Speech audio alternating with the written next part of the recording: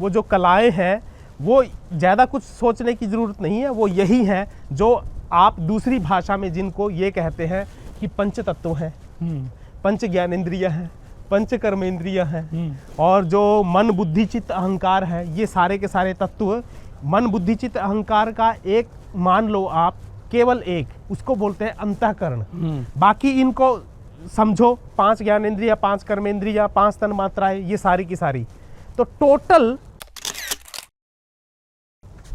Sir नमस्ते। नमस्कार पाशा जी। जी ये जो अपना प्रश्न उपनिषद चल रहा है, जी जी, इसमें एक प्रश्न रह गया जो भारद्वाज ने पूछा था कि जो हमारा शरीर है इसमें जो चैतन्य शक्ति है, हाँ जी, प्राण कहें या आत्मा कहें, हाँ जी हाँ जी हाँ जी, वो किस रूप में रहती है? हाँ बिल्कुल, ये तो वो हमारे दर्शकों को बताइए आप। भारद्वाज साकार है, निराकार है, क्या रूप में?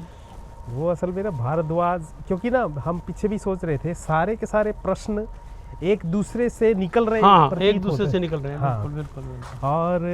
और है भी ऐसे जैसे हम आपस में बात कर रहे हैं। बिल्कुल ऐसा ही संवाद ही तो है वो। हाँ, ऐसे संवाद है। और उसमें सुकेशा जो भारद्वाज है, हाँ जी, भारद्वाज के ही वंश में कोई हुआ होगा, सुकेशा भारद्वाज। हाँ जी, तो वो पूछते हैं फिर, हाँ जी, कि आपने इतनी बड़ी बातें करी और कहा कि प्राण जो है वही आत्मा है, अल्टीमेट आत्मा ही फिर परमात्मा है। हाँ, तो आप ये जो पूछ रहे हो कि ये साकार है, निराकार है, हाँ जी, हाँ जी, कुछ इसी तरह का उसने भी, मतलब यही प्रश्न लगभग ऐसा ही पूछा। हाँ जी, कि वो करता क्या है, यदि अंदर है तो उसका कार्य क्या है, और यदि वो अंदर है तो ये क्या सारी की सारी जो ब्रह्मांड की जितने भी अंग हैं ब्रह्मांड के, हाँ जी, उनको लेकर ही होते हैं सब।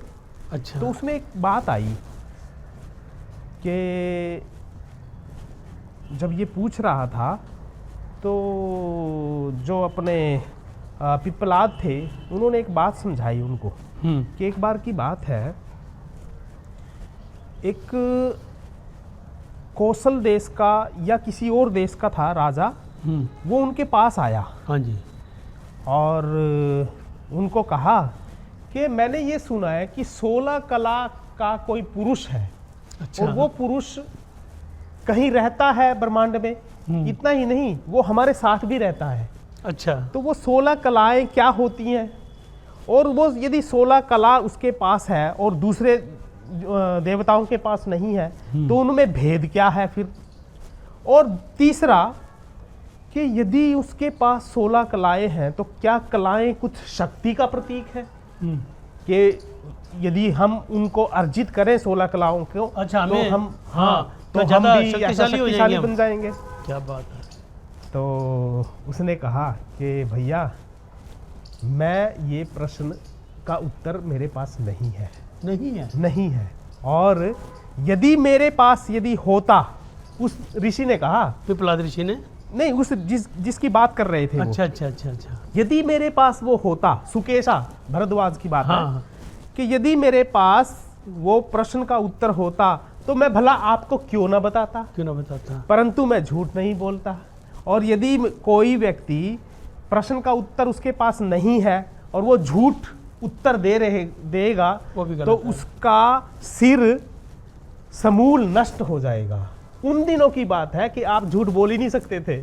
कितनी बड़ी बात है, मतलब हाँ, ऐसा होगा, युग होगा, सभी मतलब चारों तरफ में भी नहीं ऐसा था, उससे पहले ही होगा। ऐसा कोई कम्यून होगा कि जहां वो बैठे हैं। अच्छा। और उसने ये बात कही है तो इसका मतलब कोई ना कोई एज ऐसी रही होगी जरूर। हाँ। तो उसने कहा ठीक है, और वो चुपचाप, राजा था जो जिसने पूछा था, वो चुपचाप सुकेशा भारद्वाज के यहाँ से चला गया। तो फिर अब सुकेशा पिप्पलाद से पूछता है कि मैं आज आपसे वही प्रश्न कर रहा हूँ क्योंकि मुझे उसका उत्तर पता नहीं था, आप बता दीजिए मुझे। तब पिप्पलाद उनको बोलता है कि सही बात है, 16 कला का पुरुष ही अल्टीमेट परमात्मा है, और उसी के चैतन्य, उसी की चेतना के कारण, उसकी एनर्जी के कारण हम जीवित रहते हैं, और उसी में सारे का सारा ब्रह्मांड लय हो जाता है। अच्छा। और वो क्या है, वो जो कलाएं हैं, वो ज़्यादा कुछ सोचने की ज़रूरत नहीं है, वो यही हैं जो आप दूसरी भाषा में जिनको ये कहते हैं कि पंच तत्व हैं, पंच ज्ञानेंद्रिय हैं, पंच कर्मेंद्रिय हैं, और जो मन बुद्धि चित्त अहंकार है, ये सारे के सारे तत्व, मन बुद्धि चित्त अहंकार का एक मान लो आप, केवल एक, उसको बोलते हैं अंतःकरण। बाकी इनको समझो 5 ज्ञानेंद्रिय, 5 कर्मेंद्रिय, 5 तन मात्राएं, ये सारी की सारी, तो टोटल इनका भी एक ग्रुप बना लो।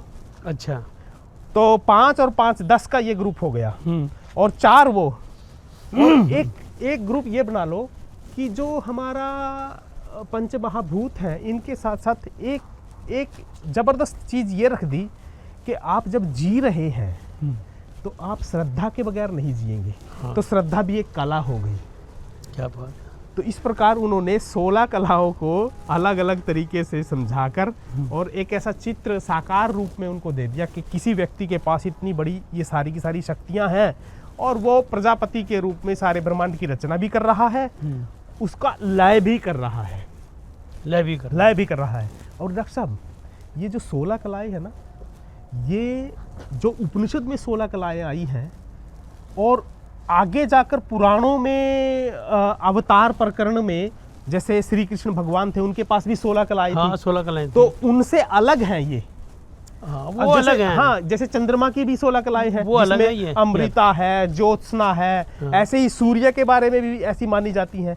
तो ये सब चीजें, हाँ, ये सब चीजें मतलब अलग है, परंतु उपनिषदकार जिसकी बात कर रहा है वो तत्व ज्ञान से संबंधित है। तत्व ज्ञान से, हाँ।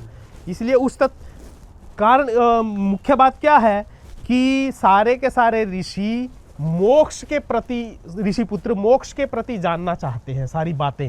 हाँ। तो इस तत्व ज्ञान को कि यदि हमें ये पता चलेगा कि हमारे इनड्वेलिंग गॉड की जो कल्पना है कि हमारे अंदर भगवान है, और वो केवल खाली ऐसा नहीं है कि वो केवल बैठा है, बल्कि वो कुछ कर रहा है, उसके हाँ क्रियाशील है, बिल्कुल। उसकी सक्रियता से हम अपने जीवन में सक्रियता लेकर आए, जहां जहां उसकी इशारे हैं, उसका संकेत है, उस तरफ हम जाएं, गति करें।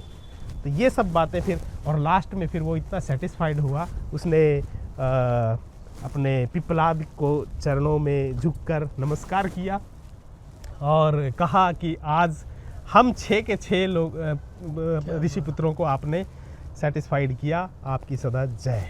क्या तो ऐसा फिर, और आपने हमें सेटिस्फाइड किया, आपके भी थैंक यू।